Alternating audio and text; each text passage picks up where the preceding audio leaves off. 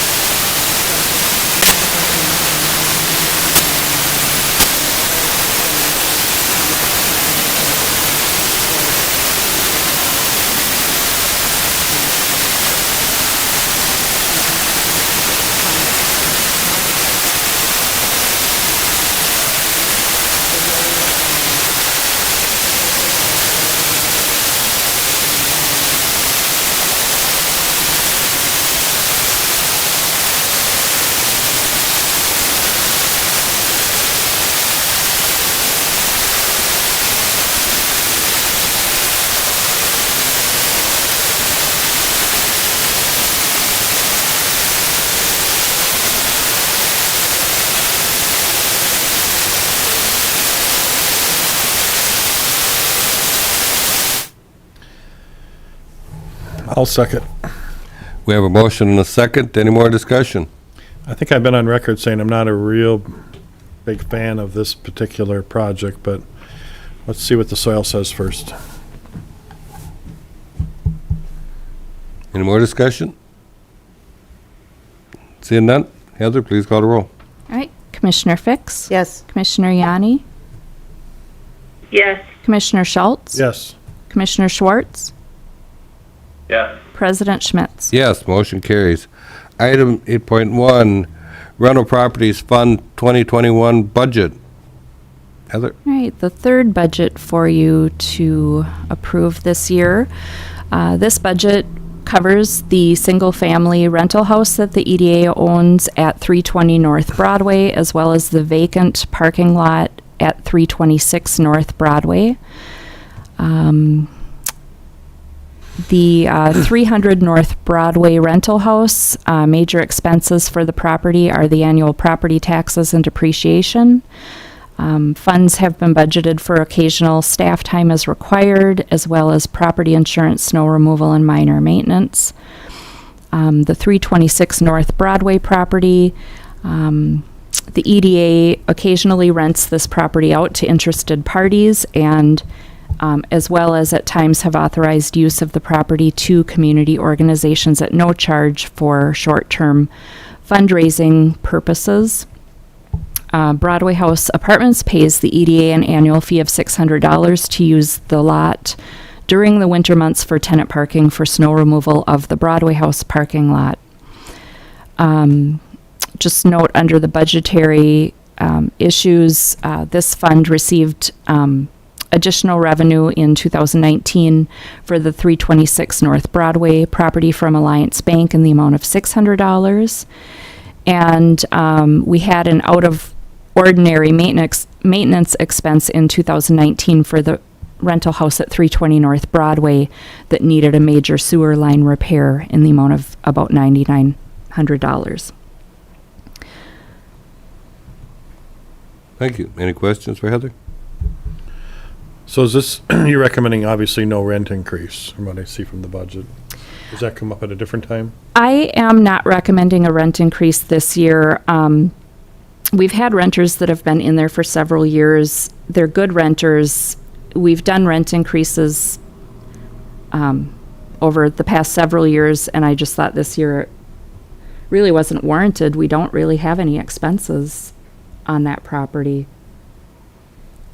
Well, there's always expenses on home Isn't it loans. more so about what the market is, not what our expenses are?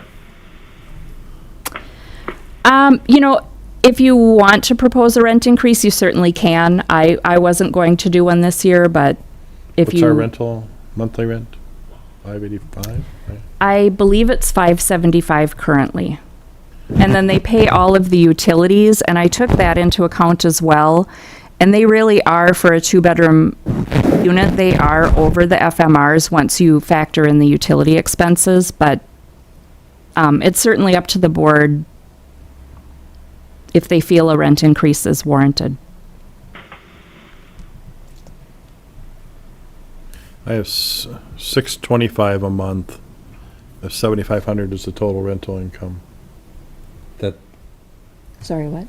I have $625 a month, For? the house. To bring in $7,500. Well, that $7,500 also includes the $600 from Broadway Oh, okay. House. All right. so that bring it down at 575. I think it's $575 right now.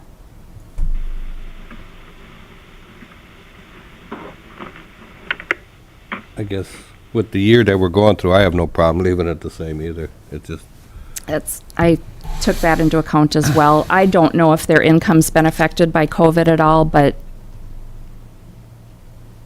we've done a lot of things for other groups, so I would suggest just leaving it. I just know it's a house, so there's shingling, there's painting, there's window replacements, there's always stuff on a home. Right. And if the rent's in line, fine. But it's not a function of our expense. It's a function of if it's in line with the market. So that's fine. Okay. I think we talk about this every year. we do. I think we're just trying to be fair. It has a garage in the back as well. They have access to one stall of the detached garage. The other stall we use for storage, for Broadway House equipment. It's a very small house. Yeah. Any more discussion? I'm okay with leaving it. Entertain a motion? I'll move it. I'll second it. We have a motion and a second to approve the budget. Any more discussion? Heather, please call the roll. Commissioner Fix, Yes. Commissioner Yanni, Yes. Commissioner Schultz, Yes. Commissioner Schwartz, Yes. President Schmitz. Yes, motion carries. Item 9.1, Economic Development Director, Assistant City Manager Activity Report. Audra. Good morning, President Schmitz and EDA members. My report is in your packet. Heather and I also decided that maybe the loans and stuff, those documents should come under my report, so you'll notice that, maybe you did or didn't notice that they're not in Heather's, but they've been moved into mine. Just a couple other things I want to highlight that have happened recently. We have paid out 2 of the new business incentive grants, and these are the 10,000 grants that go to businesses that have been opened in a commercial building for 3 months. So we've had 2 that have opened and have successfully opened and received those grants recently. I also have 2 commercial rehab closings happening in September. So it's great that businesses are investing significantly in their buildings. And those are current businesses that are here already. Last week, I spent 3 hours in Sleepy Eye to help the Brown County Economic Development Partners. They had over $300,000 in CARES Act funds that they were giving to businesses that applied for grants. And so we had to go through 51 applications for businesses on grants, and they're still working on tabulating the results of all of that. But that was a good process. Our child care conference did fill up, but we have to move the date. Because of COVID and some restrictions on our trainers, we have to move it to November 14th. We will be at the cafetorium at the community center because the ice rink will not be available to us. We also have, very graciously, someone from South Central College thought they might be able to help us. If we have to do it eventually over Zoom, they would be able to help us. So we are moving ahead on the November 14th date. We will reopen registration. It's such a different date that we will reopen registration at the end of September for the new date and just ask people to register again. So I wanted you to know that. And then I've also been talking to Small Business Development Center.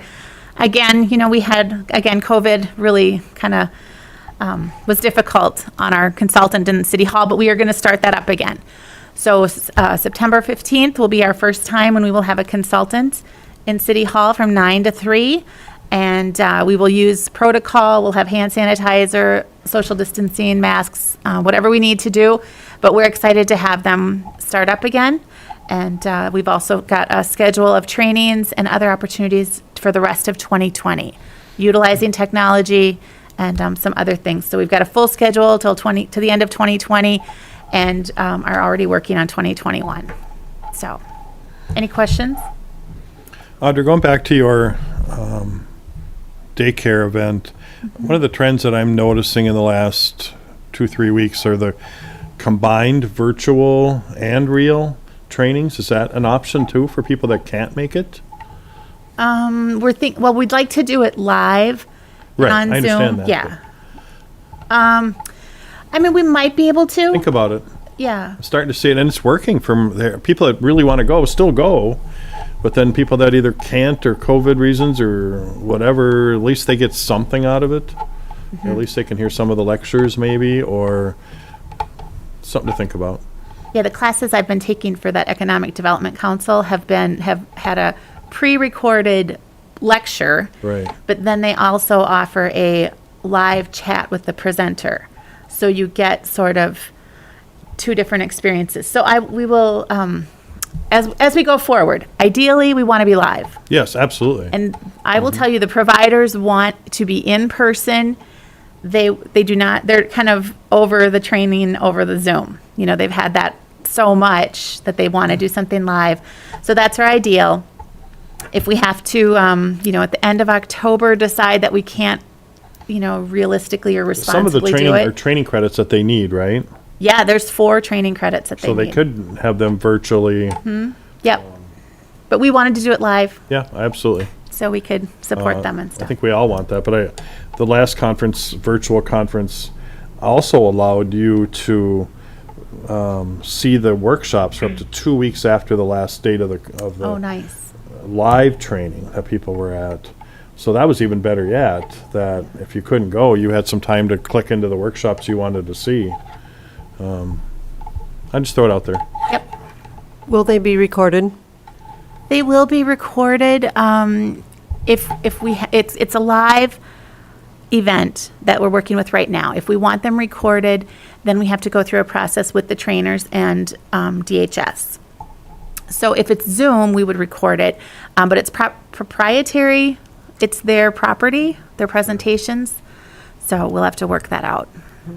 But you said the college is willing to help you, right? Yes, with the technology piece of it. Right. So, if needed, again, ideally. Is there a charge? Not for people in Brown County. Do you mean for South Central?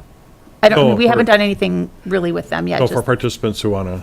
Just for Brown County, there is no charge for providers to attend, and we had filled up. Okay. If you were outside of Brown County, the cost was $35. Okay. How big of a charge is the college then? Because it was just a chat in between the two of us. It was we were talking about what they're offering from their business training customization, and we ended up on the child care conversation and what we were doing. And then they were saying, because we do so many classes online, that we have the technology and all of that. And if you were interested in, if we, New Ulm, was interested in using their technology, they would be open to that conversation. So I don't know if there's a cost yet or anything. We're not at that point. Okay, good. So Thank you. Any more questions, Roger? I'll have a motion to receive the report. I'll second it. We have a motion and a second. Any more discussion? Seeing none, Heather, please call the roll. Commissioner Fix, Yes. Commissioner Yanni, Yes. Commissioner Schultz. Yes. Commissioner Schwartz.